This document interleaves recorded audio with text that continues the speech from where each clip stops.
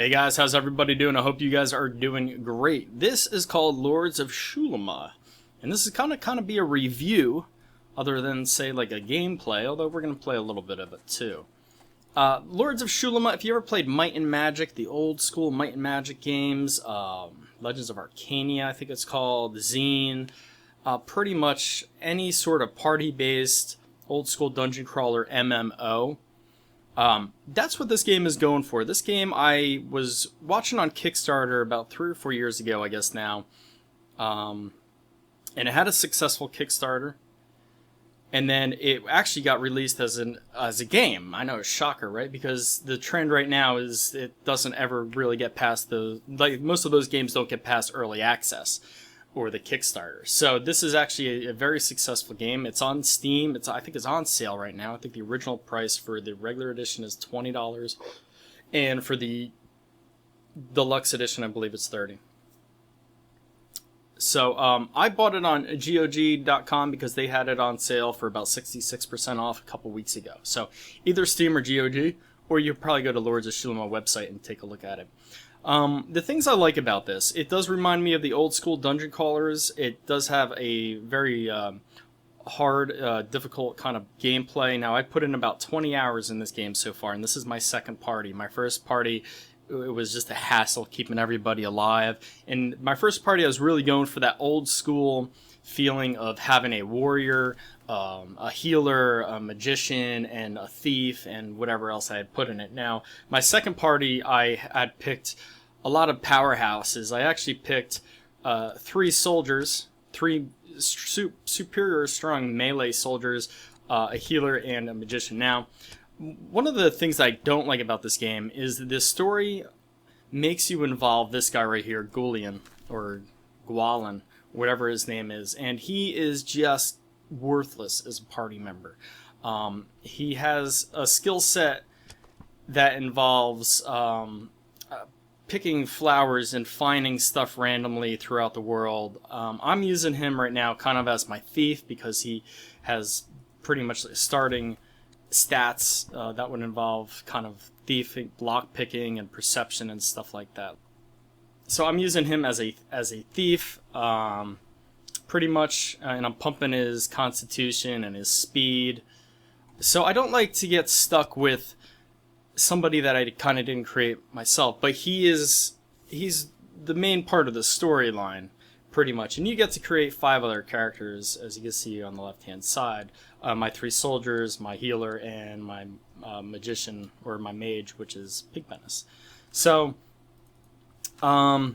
what I don't like about the character creation is that it doesn't have the depth that those earlier Might and Magic games would have. You're very limited on what you can choose and how many points you could put into those items. For instance, Gwalin, or any of my characters that I level up or that I pick out at first, you have to put 1 stat point into 2 attributes. You can't put, say, 2 stat points into strength or 2 stat points into agility. It has to be 2. So it kind of, I guess it balances it out. And balance is kind of what I don't like about it. I like where if I could just make one character completely overpowered. And that's what I really liked about Might and Magic. A lot of those games, earlier Might and Magic games, archery was just like completely overpowered. So you'd create a group with archers, and then you would rip through zones until you get to like this one guy that's like immune to archery, and then you'd have to figure out how to beat him. So I did like the depth of those earlier games compared to this game in that aspect. Right now, this guy, I think he's using a polearm or category axes, his bronze holy axe, and he's not much of a fighter. He doesn't really do too much of that, but he's here for herbology, lockpicking, those other things. Now, Soldier A, B, and C, I know, I'm real original with the names, right? I'm pumping my attributes into strength and speed so that they have better combat initiative when we first start off. Because when you get into combat, you want to have that combat initiative. Let's combat this fungus here in the Sporia Plains. The game has a ton of lore. It absolutely has a ton of lore. And a lot of the lore you do want to kind of read about before you get into the game, or you want to print some of it off, especially the lore of the gods, because there's quests and there's like leprechauns in game that will give you treasure, provided that you know of the lore of a particular god, like which god can, or which god is the forest god or something like that. So as you can see, we're kind of ripping through these guys. Now, I'm greater level than these, and I'm just kind of going back and clearing zones just so that I can improve my characters before going into a higher challenge zone or a greater difficulty zone. The zones in game, they consider this an open world game, so you technically could go anywhere, but it's really not. It's somewhat linear in the fact that you have to go to particular areas. Now, the game doesn't direct you to go to these different areas. It pretty much just says, you know, you have to clear these temples and you have to kill these princes and everything else. And then it's up to you to kind of figure that out. What I would like to see would be more quest hints from the NPCs in the cities, kind of telling you where to go or dropping hints. Now, you can get hints from the barkeeper, and he'll tell you, you know,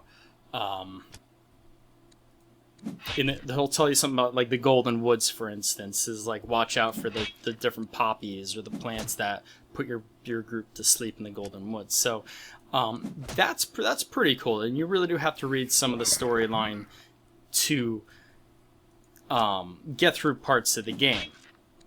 So let's finish this guy off. And as you can see, we won some XP. They're not going to carry us some gold, and we got some spores, which cures stun for all allies. Wow, that's actually not bad.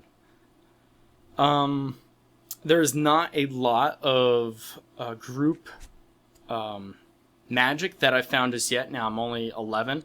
And Pig Bennis has got 2 AoEs. One is Blizzard, which I just recently got maybe a level or 2 ago, and the other one is called Flame, which affects the combatant in the front line and the combatant directly behind him. So in that respect, it does kind of suck. A lot of the combat is drawn out, which it's sometimes you just want to get through it. You know, sometimes you just want to fight and you just want to kind of get through the combat without much.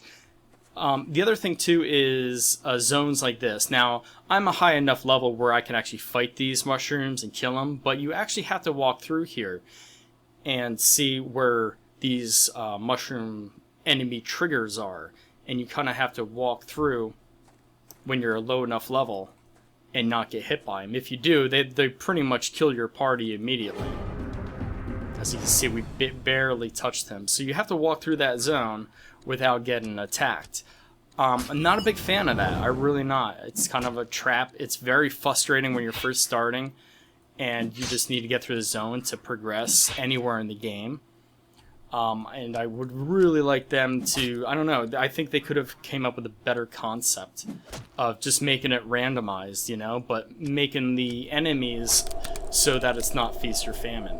You're not dead immediately, or you're or you have another way to get around it.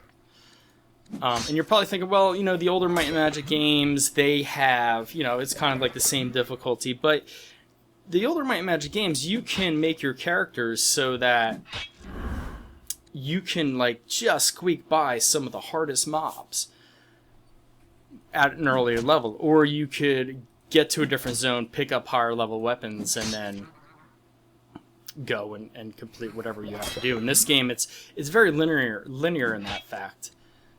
The other thing too is what you're probably going to see down here is the poison. There's another combat thing. It's called bleed.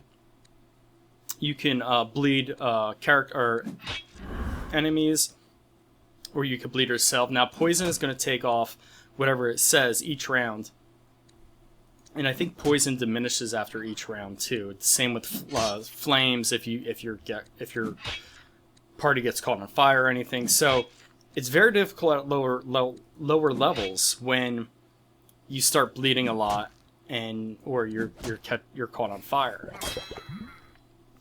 So right now I can't do too much about poison. I don't have anything to really combat poison. Other than kind of winning this round and healing everybody up. So let's take on this last guy. Oh, I don't have enough mana. You can switch your soldiers around, your tunes, so that they're running. It does cost a turn, however. We got him. We could go around, we could collect mushrooms and different things out of the wilderness. As you can see, I'm kind of harvesting these mushrooms here. And then let's go to a different zone. It's going to stutter because I have fraps on, but...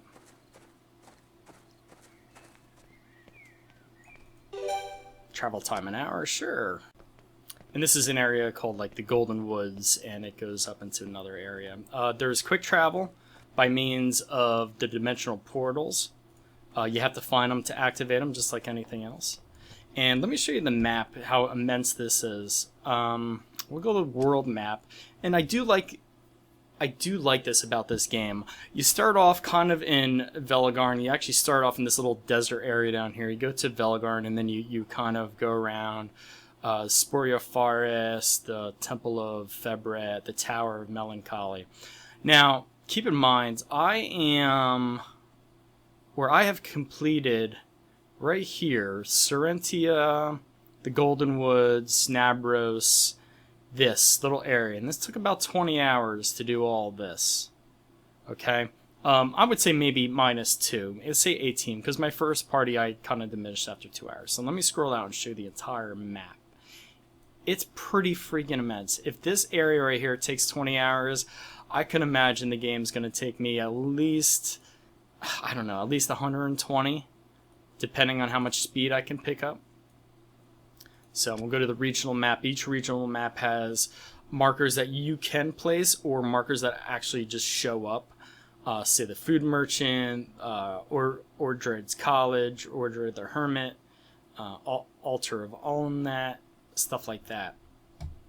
Or you could put new notes and you could write down whatever you want, which I haven't found the need to do just yet. But a lot of people have been saying they've been writing down like locations of food, which is probably a good idea. But I just go to town and buy some.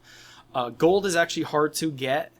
It seems pretty hard, especially since the beginning. You'll want to take like all the blessings from the gods, from the priests, which increase all your stats. And so you'll be using a lot of gold in the beginning.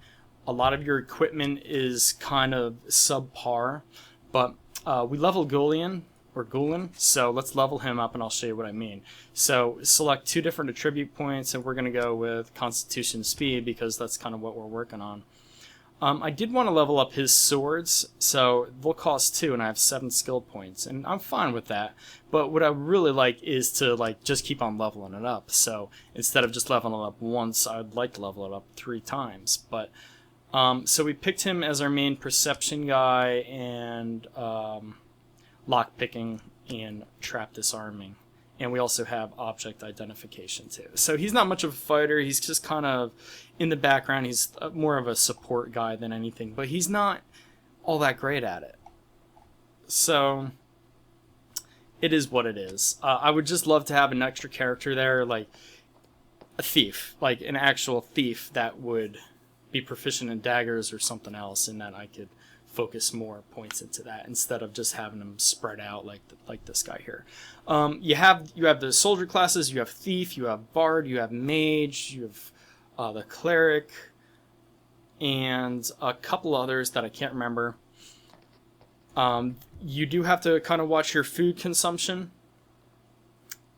and there's speed modifiers for terrain, and you can also rest for 8 hours to a day. Now, I don't think your characters necessarily die, but when they're wounded, when they're fatally wounded in combat, you have to rest for 24 hours. So you have to make sure that you have enough food.